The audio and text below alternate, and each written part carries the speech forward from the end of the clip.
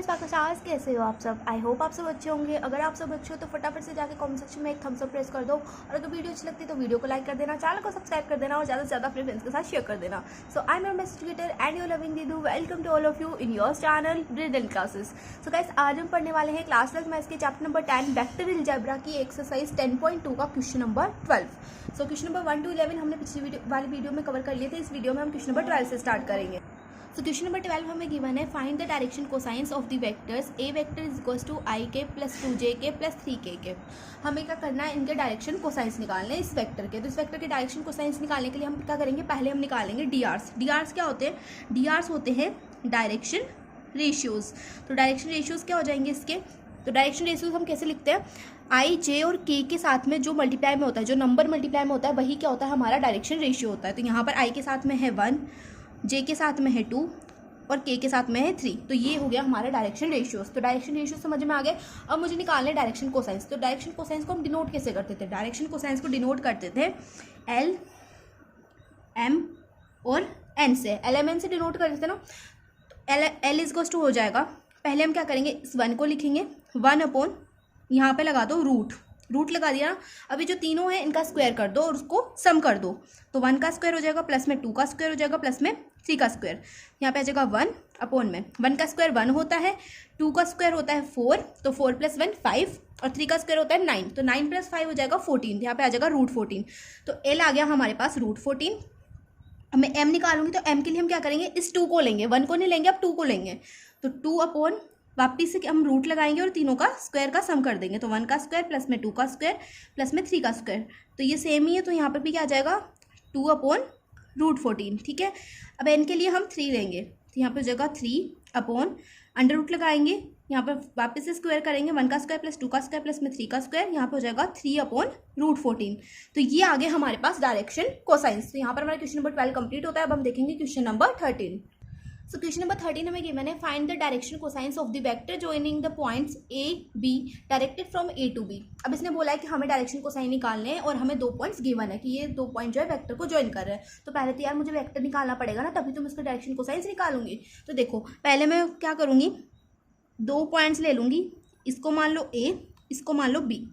ए के कोऑर्डिनेट है 1 2 -3 और बी के कोऑर्डिनेट है हमारे -1 -2 और 1। ठीक है, तो ये हमने लिख दिए। अब हम क्या करेंगे, ए बी वैक्टर निकाल लेंगे। तो ए बी वैक्टर अगर मैं निकालूं तो A B vector is equal to हो जाएगा टर्मिनल माइनस इनिशियल। तो -1 -1, तो -1 क्या हो जाएगा, -2 हो जाएगा, -2 आई केप हो जाएगा, -2 माइनस के 2 में से माइनस करेंगे 2 को, तो हो जाएगा -4। यहाँ पे आ जाएगा जे केप, 1 है, 1 में से माइनस करेंगे -3 को, तो 1 में से माइनस कर रहे हैं -3 को, तो ये माइनस माइनस प्लस हो जाएगा, तो 3 + 1 हो जाएगा 4। तो यहाँ पे जाएगा प्लस का 4k के। तो ये आ गया मेरे पास ए बी वैक्टर। अब मेरे को इसके डीआरस बताओ, इसके डीआरस क्या होंगे, इसके डीआरस होंगे -2 -4 एंड 4। माइनस के साथ में लेने, ये जो नंबर्स होते हैं ना माइनस के साथ लेने हमेशा। ठीक है। अब मुझे निकालना है डायरेक्शन कोसाइंस। तो डायरेक्शन कोसाइंस जैसे हमने पहले वाले में किया था ना, वैसे ही निकाल देंगे। तो एल इज इक्वल टू हो जाएगा -2 अपॉन में अंडर रूट लगाएंगे, -2 का स्क्वायर हो जाएगा, -2 का स्क्वायर करेंगे तो हो जाएगा +4, -4 का स्क्वायर करेंगे तो हो जाएगा +16 और 4 का स्क्वायर क्या हो जाएगा 16। तो 16 + 16 हो जाएगा 32 + 4 हो जाएगा 36। तो यहाँ पे आ जाएगा -2 अपॉन √36। ये आ गया हमारा इसका। अभी आंसर नहीं आया, 1 मिनट, ये देखो -2 अपॉन √36 आ गया ना। अब √36 किसकी वैल्यू होती है, 6 की। तो यहाँ पर हम लिख सकते हैं -2 अपॉन 6। तो 2 से ये 6 कटेगा 1 टाइम, 3 टाइम्स, तो यहाँ पे आ जाएगा -1 अपॉन 3। तो हमारे पास आंसर आ गया -1 अपॉन 3। ऐसे अब हम निकाल लेंगे एम इज इक्वल टू हो जाएगा -4 और इनका हम वापस से रूट कर देंगे। तो रूट में हम डायरेक्ट लिख देते हैं 36, क्योंकि इसको सॉल्व करने पर 36 आने वाला है। तो √36 को हम लिख सकते हैं 6। तो यहाँ पे जाएगा -4 अपॉन 6। तो इसको हम 4 अगर हम 2 से करें तो 2 से अगर हम इसको कट करें तो 2 से 4 कटेगा 2 टाइम्स, यहाँ पे आ जाएगा -2 और 2 से 6 कटेगा 3 टाइम्स, -2/3 हमारे पास आ गया एम की वैल्यू। अब हम निकालेंगे एन। तो एन इज इक्वल टू हो जाएगा +4 अपॉन में √36। तो वापस से यहाँ पर क्या वैल्यू आएगी, यहाँ पर आएगा 2/3 और वो आएगा प्लस का। ठीक है। तो यहाँ पर हमारे पास क्वेश्चन नंबर 13 भी जो है कंप्लीट हो गया है। अब हम देखेंगे क्वेश्चन नंबर 14। तो देखो क्वेश्चन नंबर 14 हमें गिवन है, show that the vectors i + j + k is equally incline to the axes ax + 0y + में 0z। तो इंट्रोडक्शन वाली वीडियो के अंदर हमने जो 3D प्लेन बनाया था, कुछ ऐसे जो हमने एक 3D प्लेन बनाया था, ये थी हमारी एक्स एक्सिस, ये थी हमारी वाई एक्सिस और ये थी हमारी जेड एक्सिस। और यहाँ पर हमने कोई लिया था पोजीशन वेक्टर जिसका नाम था ओपी वेक्टर। तो मैंने बोला था कि जो ओपी वेक्टर है, जब ये एक्स एक्सिस के साथ जो एंगल बनाएगा उसको हम बोलेंगे कि वो एंगल है अल्फा, और जब ये वाई एक्सिस के साथ एंगल बनाएगा उसे हम बोलेंगे बीटा, और जब ये जेड एक्सिस के साथ में एंगल बनाएगा उसे हम बोलेंगे गामा। तो इसने क्वेश्चन में हमें बोला है कि हमें प्रूफ करना है कि जो अल्फा है और बीटा है और गामा है ये क्या है, इक्वल है। तो इसे प्रूफ कैसे करेंगे, ये जो हमें वेक्टर गिवन है इसको हम मान लेंगे कि ये क्या है, ए वेक्टर है। तो A vector is equal to हो जाएगा I cap plus J cap plus में के केप। अब अगर हम इसके डीआरस लिखें, मतलब डायरेक्शन रेशियोज लिखें, तो डायरेक्शन रेशियोज क्या आ जाएंगे, 1 1 और 1, ठीक है। अब हमें निकालना है डायरेक्शन कोसाइंस। डायरेक्शन कोसाइंस को हम डिनोट करते हैं एल से, और एल इज इक्वल टू हम इसको लिख सकते हैं, एल को हम लिखते हैं कोस अल्फा, एम को हम लिखते हैं कोस बीटा और एन को हम लिखते हैं कोस गामा। तो देखो डायरेक्शन कोसाइंस निकालने के लिए हम क्या करते थे, इस वन को यहाँ पे लिखेंगे और ये तीनों है ना, पहले हम रूट लगाएंगे, फिर इन तीनों का क्या कर देंगे, स्क्वायर कर देंगे और फिर उनका सम कर देंगे। तो 1 का स्क्वायर 1, फिर से 1 का स्क्वायर 1 हो जाएगा, यहाँ पे भी 1 हो जाएगा। तो यहाँ पर हमारे पास जो एल आएगा वो आएगा 1 अपॉन, और 1 + 1 + 1 हो जाएगा 3, तो यहाँ पे आ जाएगा √3। तो एल की वैल्यू आ गई मेरे पास 1 अपॉन √3। अब अगर मैं एम की वैल्यू निकालूँ तो यहाँ पर हम ये सेकेंड वाला 1 लिखेंगे, तो यहाँ पे मैंने 1 लिखा और रूट के अंदर इन तीनों का स्क्वायर कर देंगे। तो यहाँ पे आ जाएगा 1 का स्क्वायर प्लस में 1 का स्क्वायर प्लस में 1 का स्क्वायर, और ये हो जाएगा इक्वल टू 3, यहाँ पे आ जाएगा 1 अपॉन √3। तो एम भी आ गया मेरे पास। अब मुझे निकालना है एन, तो एन के लिए हम क्या करेंगे, तीसरा वाला 1 लिखेंगे, तो यहाँ पे मैंने 1 लिखा। अब इनका स्क्वायर करेंगे तो हमारे पास आएगा √3, तो हमारे पास आ गया 1 अपॉन √3। तो देखो यहाँ से हमने क्या देखा कि कोस अल्फा इक्वल आ गया कोस बीटा और कोस गामा के। तो यही तो हमें प्रूव करना था, तो यहाँ पे लिख दो हैंस प्रूव्ड। और ये क्वेश्चन नंबर 14 भी हो गया हमारा कंप्लीट। अब हम देखेंगे क्वेश्चन नंबर 15। तो देखो गाइस, क्वेश्चन नंबर 15 हमें गिवन है, find the position vector of a point r which divides the line joining two points P and Q, which position vector are I + 2j - k cap and -I + j + k respectively in the ratio 2:1। और हमें क्या करना है, internally इसको निकालना है। तो देखो हमें गिवन क्या है, पहले तो हम उसको समझ लेते हैं। तो देखो सिंपल इक्वेशन में अगर हम इसे समझे तो इसने हमें क्या बोला है कि हमें क्या करना है, हमें कोई पोजीशन वेक्टर फाइंड करना है, ठीक है।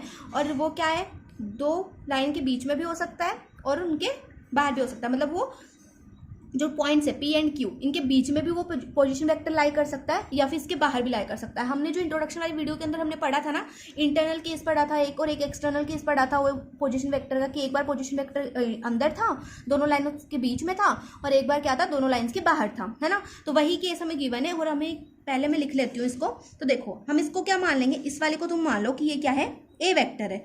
तो A vector is equal to हो जाएगा आई केप प्लस में 2j केप माइनस में k केप, और B vector is equal to हो जाएगा माइनस का आई केप प्लस में j केप प्लस में k केप, ठीक है। और इसमें जो है ये 2 है, इसको मैं मान लूँगी कि ये क्या है, m है, और 1 क्या है, n है, मतलब n की वैल्यू क्या है, 1 है और m की वैल्यू है 2। तो मैं तुम्हें एक बार दिखा देती हूँ कि हमने क्या पढ़ा था, ताकि तुम्हें अच्छे से जो है क्लियर हो जाए और तुम्हें समझ में आ जाए। तो ये देखो, जब हमने सेक्शन फॉर्मूला पढ़ा था ना, तो मैंने क्या बोला, ये एक P पॉइंट है और ये Q पॉइंट है। तो ये जो R वेक्टर है, ये जो OR वेक्टर है, मतलब OR पोजीशन वेक्टर है, एक बार तो हमने क्या ले लिया कि ये क्या है, दोनों लाइंस के बीच में। और ये कौन सा वाला केस है, ये केस है जब हमारा हमें इंटरनली गिवन है, इंटरनल केस है। और जब हमारा ये जो R है, ये जो क्या है, ये बाहर हो गया, दोनों P एंड Q पॉइंट से जब बाहर हो गया तो उसको हम बोलेंगे कि वो क्या है, एक्सटर्नल केस है। और दोनों के लिए ये दोनों फॉर्मूलाज भी थे, अगर आपने याद नहीं किए तो इनको याद कर लेना, ठीक है। तो ये आगे हमारे काम आएंगे। तो चलो क्वेश्चन के ऊपर चलते हैं। तो देखो जो मैंने ये डेटा लिखा है ना यहाँ पर, ये इंटरनली के लिए भी काम करेगा और एक्सटर्नली के लिए भी काम करेगा। इनको हम चेंज नहीं करेंगे, मतलब इसी डेटा के साथ हम इंटरनल केस भी निकालेंगे और एक्सटर्नल केस भी निकालेंगे। तो चलो पहले इंटरनल केस निकाल लेते हैं।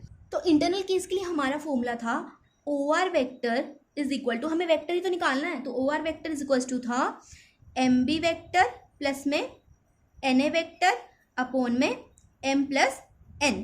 तो देखो OR is equal to B vector है हमारे पास, पहले तो M की वैल्यू लिखो, M की वैल्यू थी 2, और बी वेक्टर था हमारे पास माइनस का आई केप प्लस में j केप प्लस में k केप, यहाँ पे लगाएंगे प्लस का साइन। N की वैल्यू थी हमारे पास 1, और A वेक्टर था हमारे पास, जो हमने A वेक्टर लिया था वो लिया था I + 2j माइनस में के, और अपोन में क्या लिख देंगे m plus one, m plus n क्या है 2 प्लस 1। तो ओ आर वेक्टर, यहाँ पे वेक्टर लगाओ, O R vector is equal to हो जाएगा 2 को इससे मल्टीप्लाई कर दो तो 2 इंटू माइनस आई हो जाएगा, माइनस का 2i, 2 इंटू जे हो जाएगा प्लस में 2j, और 2 इंटू के हो जाएगा प्लस में 2k। और 1 के साथ जब भी मल्टीप्लाई होगा तो कोई फर्क तो पड़ेगा नहीं, तो यहाँ पर आ जाएगा प्लस में i प्लस में 2j और माइनस में k, और 2 प्लस 1 हो जाता है 3, तो यहाँ पे नीचे आ जाएगा 3।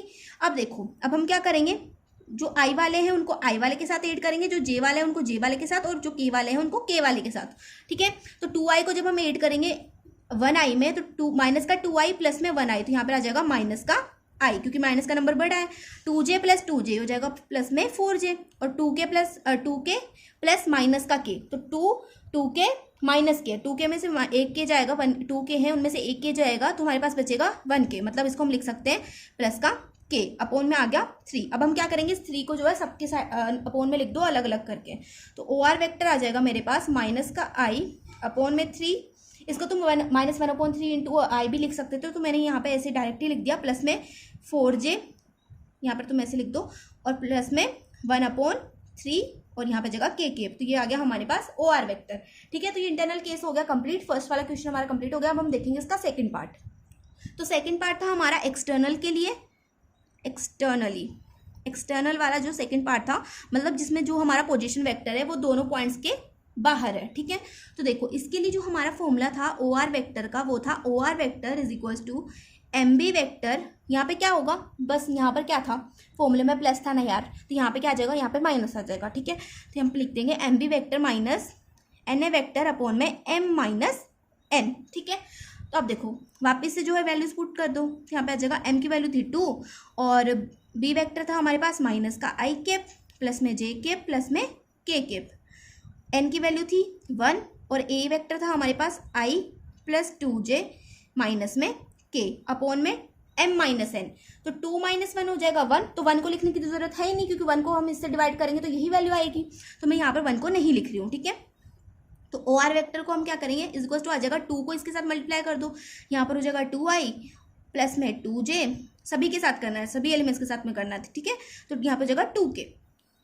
अब क्या करेंगे, ये माइनस का 1 है ना, तो 1 को जब इससे मल्टीप्लाई करेंगे तो कोई फर्क नहीं पड़ेगा, लेकिन जब माइनस को करेंगे तो फर्क पड़ेगा। तो माइनस को जब हम प्लस के आई के साथ मल्टीप्लाई करेंगे तो जगह माइनस का आई, माइनस को जब हम प्लस के 2j के साथ मल्टीप्लाई करेंगे तो जगह माइनस का 2j, माइनस को जब हम माइनस के k के साथ करेंगे तो जगह प्लस का k, माइनस माइनस प्लस होता है। अब वापिस से वही चीज़ करनी है जो हम करते हैं, मतलब माइनस के 2i को जब हम माइनस के i के साथ ऐड करेंगे, माइनस के 2i को ऐड करना है माइनस के i के साथ, तो माइनस माइनस प्लस हो जाएगा, 2 प्लस 1 हो जाएगा 3, यहाँ पे आ जाएगा माइनस का 3i, प्लस के 2j को ऐड करना है माइनस के 2j के साथ, तो ये दोनों क्या हो जाएंगे, कैंसिल हो जाएंगे, तो यहाँ पे आ जाएगा 0j, तो 0j को लिखने की जरूरत नहीं है, क्योंकि वो 0 से जब मल्टीप्लाई होगा तो वो कैंसिल हो जाएगा। अब k की तरफ आ जाओ, तो 2k केप प्लस में k केप, तो 2 प्लस 1 तो जगह 3, यहाँ पे आ जाएगा प्लस का 3k केप, ठीक है। तो यही आ जाएगा हमारे पास ओ आर वेक्टर। तो यहाँ पर हमारा क्वेश्चन नंबर 15 भी कंप्लीट होता है। अब हम देखेंगे क्वेश्चन नंबर 16। अगर वीडियो अच्छी लगी हो तो वीडियो को लाइक कर देना और अपने फ्रेंड्स के साथ शेयर कर देना। तो चलो देखते हैं क्वेश्चन नंबर 16 को। तो क्वेश्चन नंबर 16 हमें गिवन है, find the position vector R of the mid point of the vector joining the points P 2 3 4 and Q 4 1 -2। तो मुझे पता है तुम्हें समझ में नहीं आया, आई नो, तो मैं ही समझाने वाली हूँ तुम्हें। तो बेसिकली क्वेश्चन क्या बोल रहा है, क्वेश्चन हमें बोल रहा है कि हमारे पास क्या है, एक पोजीशन वेक्टर है OR, ठीक है। और मुझे क्या गिवन है, मुझे 2 पॉइंट्स गिवन है P एंड Q। तो मुझसे ये बोल रहा है कि आपके पास 2 पॉइंट गिवन है आपको, और आपके पास एक पोजीशन वेक्टर है OR। तो हमें क्या करना है, उसका मिड पॉइंट निकालना है, मतलब पोजीशन वेक्टर का मिड पॉइंट निकालना है। तो पोजीशन वेक्टर का मिड पॉइंट निकालने के लिए हम क्या करेंगे, पहले तो जो ये हमें गिवन है ना, इनको हम क्या करेंगे, i j और k के साथ मल्टीप्लाई करके इन तीनों एलिमेंट्स को a वेक्टर और b वेक्टर की फॉर्म में लिख देंगे। तो पहले मैं a वेक्टर, इसको मैं a वेक्टर मान रही हूँ, तो a वेक्टर इज इक्वल हो जाएगा। तो देखो वेक्टर के कंपोनेंट क्या होते हैं, i j और k होते हैं। तो भाई इसमें तो हमारे पास सिंपल पॉइंट्स हैं, तो इनको कंपोनेंट में कैसे चेंज करेंगे, यहाँ पर हम 2 के साथ लिख देंगे i कैप, 3 के साथ में लिख देंगे j कैप, और 4 के साथ में लिख देंगे k कैप। ये बन गया मेरे पास a वेक्टर। b वेक्टर बनाने में क्या बड़ी बात है, b वेक्टर भी बना देंगे। b वेक्टर है 4i प्लस में j, 1 इंटू जे हो जाएगा ना। अब देखो माइनस का 2 के केप, यहाँ पे प्लस नहीं लगाना, माइनस लगाना है, ठीक है, साइन को भी देखना है, माइनस का 2 केप के केप। तो यहाँ पर हमारे पास a वेक्टर और b वेक्टर आ गया। अब मुझे निकालना है मिड पॉइंट ऑफ OR, मतलब mid point of position vector. तो यहाँ पे निकालेंगे mid point of O R vector, ठीक है। तो ओ आर वेक्टर का मिड पॉइंट निकालना है। तो मिड पॉइंट का फॉर्मूला होता था हमारा ए वेक्टर प्लस में बी वेक्टर अपॉन में 2।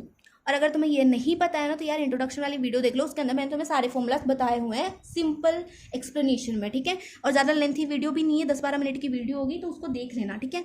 तो ओ आर वेक्टर निकालने के लिए हम क्या करेंगे, ए वेक्टर प्लस बी वेक्टर कर देंगे। और वेक्टर का सम तो तुम्हें आता ही है, आई को आई के साथ प्लस करो, जे वाले को जे वाले के साथ, और के वाले को के वाले के साथ प्लस करना है। ये नहीं कि तुम आई को जे वाले के साथ कर रहे हो, के को तुम आई वाले के साथ कर रहे हो, ऐसे नहीं करना, ठीक है। तो 2i प्लस में 4j हो जाएगा 6i, 3j प्लस में j, 3j प्लस 1j तो ये जगह 4j, 4k माइनस 2k, तो 4k माइनस 2k हो जाएगा प्लस में 2k, अपॉन में है हमारे पास 2। तो यहाँ से अगर हम 2 कॉमन ले लें या फिर डायरेक्ट भी कट कर दे तो 2 से ये 6 कटेगा 3 टाइम्स, तो यहाँ पर हमारे पास जो वैल्यू आएगी वो आएगी 3i। 2 से 6 कटा 3 टाइम्स, 2 से 4 कटेगा 2 टाइम्स, तो यहाँ पर आ जाएगा 2j, और 2 से 2 कटेगा 1 टाइम, तो यहाँ पर आ जाएगा k। तो ओ आर वेक्टर आ गया मेरे पास ये। तो यहाँ पर हमारा क्वेश्चन नंबर 16 भी कंप्लीट हो गया। इतना सिंपल क्वेश्चन था, ठीक है। तो अब हम देखेंगे क्वेश्चन नंबर 17। तो देखो यार, क्वेश्चन नंबर 17 स्टार्ट करने से पहले मैं तुम्हें ये बोलूँगी कि जो चैप्टर है बहुत ज़्यादा सिंपल चैप्टर है, और जो नेक्स्ट चैप्टर है वो भी बहुत ज़्यादा सिंपल चैप्टर है। तो चिल करो यार, आराम से पढ़ो, फ्री के नंबर है, ठीक है। तो देखो क्वेश्चन नंबर 7 फ्री के नंबर है, मतलब ये नहीं कि तुम पढ़ोगे ही नहीं, तुम्हें जो है फॉर्मुलाज पढ़ने, अगर फॉर्मुला याद हो गए ना तो फ्री के नंबर है, ठीक है, क्योंकि फॉर्मुला लगाना और कुछ नहीं करना। तो देखो क्वेश्चन नंबर 17 देख लेते हैं। तो क्वेश्चन नंबर 17 में हमें गिवन है, show that the points A B and C with position vectors A vector B vector और C vector respectively from the vertices of a right angle triangle. अब ये क्या गिवन है भाई, तो ये हमसे बोल रहा है कि तुम्हें शो करना है कि ये जो ट्राइंगल है, और मतलब ये जो वेक्टर हमें गिवन है ये क्या है, राइट एंगल ट्राइंगल है, ठीक है, यही हमें शो करना है। तो मैंने क्या किया, ये वेक्टर्स मुझे गिवन थे ना, तो मैंने क्या किया, इस पॉइंट को मैंने ए मान लिया, इसको बी मान लिया और इसको सी मान लिया। ट्राइंगल्स 3 ही साइड होती है ना ट्राइंगल्स की, कि 4 होती है, 3 ही होती है ना राइट एंगल ट्राइंगल की। तो देखो मैंने क्या किया, इनके डीआरस लिख दिया, मतलब इनके पॉइंट्स लिख दिए। डीआरस ऐसे तो होते हैं, ये डीआरस ही होते हैं, तो मैंने डीआरस लिख दिए, तुम ऐसे समझो, ठीक है। मैंने सभी के डीआरस लिख दिए। अब मैं क्या करूँगी, मुझे शो करना है कि ये क्या है, एक राइट एंगल ट्राइंगल है। तो तुमने जो है वो पाइथागोरस थ्योरम तो पढ़ी होगी ना। पाइथागोरस थ्योरम क्या होती थी, भगवान क्या बोल रही हूँ मैं, हाइपोटेनिस का स्क्वायर इज इक्वल टू होता है परपेंडिकुलर का स्क्वायर प्लस में बेस का स्क्वायर, राइट। तो मैं यहाँ पे क्या करूँगी, पहले मैं निकालूंगी ए बी वेक्टर निकालूंगी, फिर मैं निकालूंगी बी सी वेक्टर, फिर मैं निकालूंगी सी ए वेक्टर, ठीक है। तो पहले हम निकाल लेते हैं ए बी वेक्टर, मैं बाद में बताऊंगी कि मैं निकाल क्यों रही हूँ, ठीक है। तो ए बी वेक्टर निकालते हैं। तो ए बी वेक्टर निकालने के लिए हम क्या करते हैं, टर्मिनल माइनस इनिशियल। तो टर्मिनल क्या है यहाँ पर, बी है, और इनिशियल क्या है, ए है, तो मतलब बी में से हम ए को माइनस करेंगे। तो 2 - 3 हो जाएगा माइनस, 2 - 3 हो जाएगा माइनस का 1 है ना, तो माइनस का आई के, ठीक है, आई जे और के की फॉर्म में लिखना है। अब माइनस के 1 में से तुम माइनस करो माइनस के 4 को, माइनस के 1 में से माइनस करना है माइनस के 4 को, तो माइनस माइनस प्लस हो जाएगा, माइनस का 1 प्लस का 4, तो हो जाएगा 4 में से 1 जाएंगे तो हमारे पास बचेगा 3, तो यहाँ पर आ जाएगा 3 जे के। अब 1 में से माइनस करो 4 को, तो 1 - 4 हो जाएगा माइनस का, सॉरी यार यहाँ पे मिस्टेक हो गई, ये था माइनस का 4, ठीक है, ये भी माइनस का 4 था। तो 1 - माइनस का 4, तो 1 - माइनस का 4 क्या होगा, 1 - माइनस का 4, माइनस माइनस प्लस हो जाएगा, 4 + 1 5 हो जाएगा, तो यहाँ पे देगा 5 के। तो ए बी वेक्टर क्या आ जाएगा मेरे पास, ए बी वेक्टर मेरे पास ये आ गया। अब मुझे क्या निकालना है, ए बी वेक्टर का मैग्नीट्यूड। तो मैग्नीट्यूड तो निकालना आता है ना, कि भूल गए। मैग्नीट्यूड कैसे निकालते थे, पहले हम रूट लगाते थे और इनके साथ में जो भी नंबर्स थे उनका क्या कर देते थे, स्क्वायर कर देते थे। तो आई के साथ में हमारे पास है माइनस का 1, तो माइनस के 1 का स्क्वायर हो जाएगा प्लस का 1, 3 का स्क्वायर होता है 9 और 5 का स्क्वायर होता है 25। अब इनको प्लस कर लो, तो 9 + 1 10, 10 + 25 हो जाएगा √35। तो magnitude of A B vector आ गया मेरे पास √35। अब मुझे निकालना है बी सी। तो बी सी निकालने के लिए क्या करेंगे, यहाँ पे लिखो बी सी। तो B C vector is equal to हो जाएगा टर्मिनल माइनस इनिशियल। अब मेरे को अब मैं तुम्हें ये बताती हूँ कि टर्मिनल और इनिशियल को पहचानोगे कैसे। तो देखो बी सी निकाल रहे हैं ना, तो ये जो बी है ये तो हो जाएगा हमारा इनिशियल, और जो सी है ये हो जाएगा हमारा टर्मिनल, ठीक है। तो बी सी निकालना है तो टर्मिनल माइनस इनिशियल करना है, मतलब सी माइनस बी करना है। तो सी में से बी को माइनस कर दो, 1 - 2 हो जाएगा माइनस का आई, माइनस का 1 होगा ना, तो माइनस का 1 × आई माइनस का आई, माइनस का 3 है, इसमें माइनस करना है माइनस के 1 को, तो माइनस माइनस प्लस हो गया, माइनस का 3 प्लस का 1, ये जगह माइनस का 2, यहाँ पे जगह माइनस का 2j, माइनस के 5 में से माइनस करना है 1 को, तो माइनस का 5 माइनस का 1, ये जगह माइनस माइनस प्लस होता है, तो माइनस का 6, यहाँ पे जगह के। तो बी सी वेक्टर आ गया हमारे पास। अब हम निकालेंगे magnitude of B C vector. तो magnitude of B C vector के लिए क्या करेंगे, पहले हम लगाएंगे रूट का साइन, इनके साथ में जो भी नंबर है उनका कर देंगे स्क्वायर। तो यहाँ पर आई के साथ है -1 का स्क्वायर हो जाएगा +1, जे के साथ में है -2, हमेशा माइनस के साथ लेना है, ठीक है, मतलब माइनस के साथ हो, माइनस हो नंबर या प्लस में हो, आपको क्या करना है, साइन के साथ में लेना है। तो जे के साथ में है हमारे पास -2, तो -2 का स्क्वायर हो जाएगा +4, माइनस के 6 का स्क्वायर हो जाएगा +36, 36 + 4 हो जाएगा 40, और 40 + 1 हो जाएगा 41। तो बी सी का मैग्नीट्यूड आ गया हमारे पास √41। अब मैं निकालूंगी सी ए। तो सी ए वेक्टर क्या हो जाएगा हमारे पास, सी A vector is equal to आ जाएगा सी ए। सी ए मतलब टर्मिनल माइनस इनिशियल करना है, तो इनिशियल कौन सा है, सी है, वो टर्मिनल ए है, मतलब ए माइनस सी करना है। 3 - 1 करोगे तो आ जाएगा 2, यहाँ पे आ जाएगा 2i। माइनस के 4 में से जब तुम माइनस करोगे माइनस के 3 को, माइनस के 4 में से माइनस करोगे माइनस के 3 को, तो माइनस माइनस प्लस हो जाएगा, माइनस का 4 प्लस का 3, तो माइनस का 4 प्लस का 3 हो जाएगा हमारे पास 1। तो यहाँ पे आ जाएगा माइनस का 1 जे के, और माइनस का क्यों आया, क्योंकि माइनस का 4 बड़ा था। अब हमें 4 में से माइनस के 4 में से माइनस करना है माइनस के 5 को, माइनस के 4 में से माइनस करना है माइनस के 5 को, तो माइनस माइनस प्लस हो जाएगा, माइनस का 4 प्लस में 5, तो 5 में से 4 जाएंगे तो हमारे पास 1 बचेगा, और वो बचेगा प्लस का, तो यहाँ पर आ जाएगा प्लस का के केप।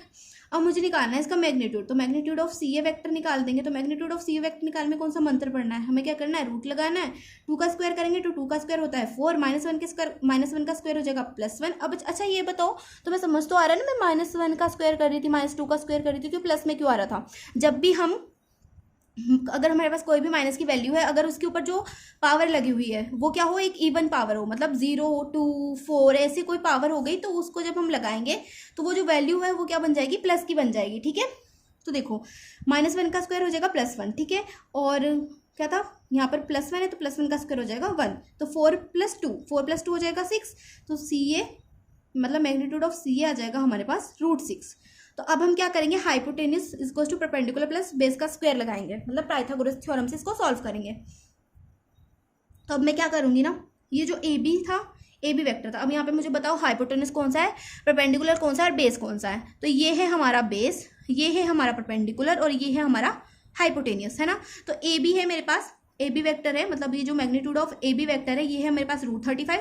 तो मैं क्या करूंगी, magnitude of A B vector का स्क्वायर करूंगी, और magnitude of C A vector, C A vector क्या है हमारा, परपेंडिकुलर है ना, तो magnitude of C A vector का हम स्क्वायर करेंगे, मतलब √35 का स्क्वायर और √6 का स्क्वायर। तो अगर हम यहाँ पे मैं लिख देती हूँ magnitude of A B vector का स्क्वायर प्लस में magnitude of C A vector का, सॉरी ये मैंने क्या कर दिया यार, magnitude of C A vector का स्क्वायर, ठीक है, समझ जाना इसको, इक्वल होगा magnitude of B C vector के स्क्वायर के, इक्वल होगा magnitude of B C vector के स्क्वायर के। तो देखो ए बी का स्क्वायर, ए बी क्या है यहाँ पर हमारे पास √35 है ना, √35 का स्क्वायर क्या होगा, ये मेरे पास √35 है, इसका अगर मैं स्क्वायर करूँ तो स्क्वायर से रूट कैंसिल हो जाएगा, तो हमारे पास आ जाएगा 35। तो यहाँ पे हमने लिख दिया 35। अगर मैं निकालूँ रूट सी ए का स्क्वायर, मतलब सी ए का स्क्वायर निकालें अगर हम, तो सी ए है हमारे पास √6 का स्क्वायर क्या हो जाएगा, √6 का स्क्वायर, स्क्वायर से रूट कैंसिल, यहाँ पे जाएगा 6, और 35 + 6 कितना होता है 41। तो यहाँ पर हमारे पास वैल्यू हो जाएगी 41 is equal to B C का स्क्वायर, बी सी का स्क्वायर मतलब √41 का स्क्वायर, √41 का स्क्वायर क्या होगा 41 का स्क्वायर, स्क्वायर से रूट कैंसिल, हमारे पास बचेगा 41। तो यहाँ पर क्या आ गया, ये जो था h² इज इक्वल टू आ गया p² + b² के, तो ये हो गया हैंस प्रूव्ड। हम लिख देंगे hence triangle is right angle triangle, ये जो लाइन है ये तुम लिख देना, hence triangle is right angle triangle. तो यहाँ पर हमारा क्वेश्चन नंबर 17 जो है कंप्लीट होता है। अब हम देखेंगे question number 18। So question number 18 हमें गिवन है, in a triangle ABC which of the following is not true. हमें क्या देखना है कि कौन सा वाला ट्रू नहीं है, तो हमें ऑप्शंस गिवन है और ये हमें ट्राइंगल गिवन है। तो ये तुम्हें राइट एंगल मतलब ट्राइंगल दिख रहा होगा, तो इसमें हम लगाएंगे ट्राइंगल रूल। तो ट्राइंगल रूल क्या बोलते हैं, जब दो साइड्स क्या हो इक्वल डायरेक्शन मतलब सेम डायरेक्शन में हो, तो जो थर्ड साइड होती है वो क्या होती है, उनके सम के इक्वल होती है। मतलब यहाँ पर हम लिख सकते हैं ए बी वैक्टर प्लस में बी सी वैक्टर क्या है, इक्वल है ए सी वैक्टर के, है ना। तो अगर मैं इस ए सी वैक्टर को इस साइड लेके आऊँ तो यहाँ पे आ जाएगा ए बी वैक्टर प्लस में बी सी वैक्टर माइनस में, ये प्लस में ए सी था इधर आके माइनस में हो जाएगा, तो यहाँ पे आ जाएगा A C vector is equal to 0। तो देखो ये कौन सी वाली कंडीशन है, A B vector plus B C vector minus A C vector, मतलब ये वाली कंडीशन क्या है, ट्रू है। तो ये वाली तो हो गई ट्रू। हमें क्या लिखना है, हमें क्या बतानी है, नॉट ट्रू, कौन सी वाली ट्रू नहीं है, तो ये वाली तो ट्रू हो गई।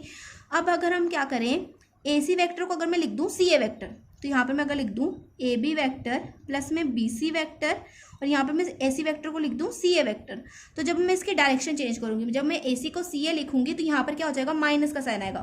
ठीक है, तो यहाँ पर पहले से माइनस का ए सी था, इसको मैंने चेंज किया सी ए में, तो यहाँ पर आ जाएगा एक और माइनस, तो ये माइनस और ये माइनस हो जाएगा प्लस, तो यहाँ पर जो बीच में साइन आएगा वो आएगा प्लस में, इसको हो जाएगा 0। अब ये देखो ये वाली कौन सी कंडीशन है, तो ये वाली है हमारी कंडीशन नंबर 1, तो ये भी हो जाएगी ट्रू। अब मैं क्या करूँ, अगर मैं बी सी को सी बी लिख दूँ तो यहाँ पर आ जाएगा ए बी वैक्टर, और बी सी को अगर मैं सी बी लिखूंगी मतलब मैं जब डायरेक्शन चेंज करूंगी तो यहाँ पर आएगा माइनस का साइन, और प्लस माइनस होता है माइनस, तो यहाँ पर हम लिख देंगे सी बी वैक्टर प्लस में सी ए वैक्टर इज इक्वल टू 0। अब देखो ये वाली कौन सी कंडीशन है, तो ए बी वैक्टर माइनस में सी बी वैक्टर प्लस में सी ए वैक्टर, तो ये वाली कंडीशन भी हो गई ट्रू। तो हमारे पास जो ये कंडीशन है ये क्या हो गई, नॉट ट्रू, तो इस वाली कंडीशन को हम लगा देंगे राइट कंडीशन। तो हमारी जो कंडीशन नंबर सी है ये क्या है, नॉट ट्रू है, और ये क्वेश्चन नंबर 18 का आंसर है। अब हम देखेंगे क्वेश्चन नंबर 19।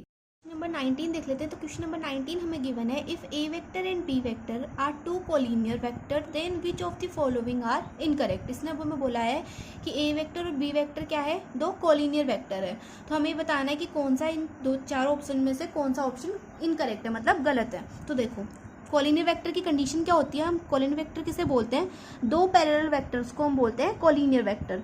तो वो दो पैरेलल वेक्टर्स जो हैं उनकी डायरेक्शन सेम भी हो सकती है और उनकी डायरेक्शन अपोजिट भी हो सकती है। ठीक है, और ये मैग्नीट्यूड पर इसका कोई फ़र्क नहीं पड़ता, अगर किसी का मैग्नीट्यूड 4 है या किसी का 2 है तो किसी का 4 हो सकता है, किसी का अगर 4 है तो दूसरे वाले का 6 भी हो सकता है, मतलब मैग्नीट्यूड के ऊपर इसका कोई फ़र्क नहीं पड़ता। मैग्नीट्यूड और डायरेक्शन के ऊपर जो है कोलिनियर वेक्टर का कोई फ़र्क नहीं पड़ता।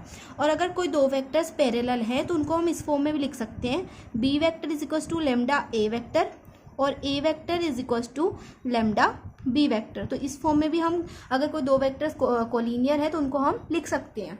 तो देखो, तो ऑप्शन नंबर ए हमें गिवन है, B vector is equals to lambda A vector for some scalars lambda. तो ये तो ऑप्शन नंबर जो मैंने तुम्हें बताया था ये तो हो गया ट्रू, तो ये तो हो गया ट्रू। अब ऑप्शन नंबर बी मुझे गिवन है, A vector is equals to plus minus B vector. तो जो ये लेमडा है, लेमडा की वैल्यू कुछ भी हो सकती है, प्लस का 2 भी हो सकता है और माइनस का 2 भी हो सकता है। तो मतलब ये जो बी वेक्टर है, मतलब A vector equals to B vector है, तो ये जो लेमडा है, लेमडा प्लस में भी हो सकता है और माइनस में भी हो सकता है। ठीक है, क्योंकि लेमडा क्या है, यहाँ पर एक कांस्टेंट टर्म है, तो लेमडा प्लस भी हो सकता है और माइनस भी हो सकता है। तो ये जो बी ऑप्शन है ये भी हो गया करेक्ट। अब हमें जो सी ऑप्शन गिवन है वो है, the respective component of A vector and B vector are proportional. अब इसने बोला कि जो रिस्पेक्टिव कंपोनेंट है A vector and B vector के वो क्या है, प्रोपोर्शनल है। अब रिस्पेक्टिव कंपोनेंट का क्या मतलब है, रिस्पेक्टिव कंपोनेंट का मतलब है डायरेक्शन कोसाइंस। तो हमें जब क्वेश्चन नंबर 11 किया था उसमें हमें क्या प्रूव करना था कि ये जो दो वेक्टर्स है ये क्या है, प्रोपोर्शनल है, या मतलब ये दोनों क्या है, कोलिनियर है, ये हमें प्रूव करना है। तो उसमें हमने क्या किया था, उसके जो रिस्पेक्टिव कंपोनेंट्स थे मतलब जो डीआर्स थे उनको हमने क्या किया था, प्रोपोर्शनल प्रूव किया था। तो मतलब ये जो है सी ऑप्शन पे हो जाएगा हमारा करेक्ट। अब डी ऑप्शन में इसने बोला है कि both the vectors A and B have a same direction but a different magnitude. इसने बोला है कि जो हमारे दोनों वेक्टर्स होंगे, जो दोनों कोलिनियर वेक्टर्स होंगे, उनकी डायरेक्शन तो सेम होगी लेकिन उनका मैग्नीट्यूड क्या होगा, डिफरेंट होगा। तो ये तो मैंने पहले बता दिया कि जो है कोलिनियर वेक्टर्स के ऊपर डायरेक्शन और मैग्नीट्यूड का कोई फर्क नहीं पड़ता, चाहे डायरेक्शन सेम हो चाहे अपोजिट हो, कोई फर्क नहीं पड़ता। अगर वो दोनों पैरेलल हैं तो इसका मतलब वो क्या है, कोलिनियर है। और मैग्नीट्यूड भी डिफरेंट हो सकता है और सेम भी हो सकता है, ये जरूरी नहीं कि मैग्नीट्यूड डिफरेंट ही होगा, मैग्नीट्यूड सेम भी हो सकता है।